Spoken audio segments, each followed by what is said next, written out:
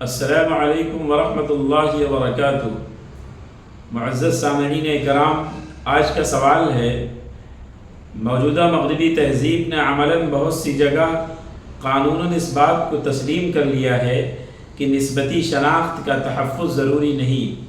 اس نقطۂ نظر کو سامنے رکھتے ہوئے اولاد سے محروم مرد عورت کے لیے مغربی ملکوں اور خود ہمارے ملک میں مادہ منویہ بینک قائم کیے جا رہے ہیں۔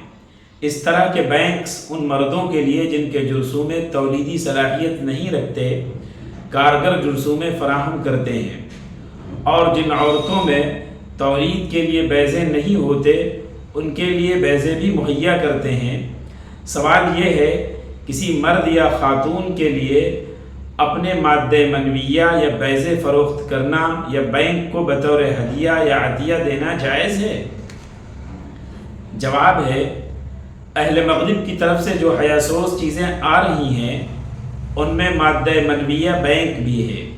اسلام ایک پاکیزہ مذہب ہے، اس کی تہذیب تمام اخلاقی خرابیوں سے پاک ہے۔ اسلامی شریعت میں تحفظ نسب کی بڑی اہمیت اور تاکید ہے۔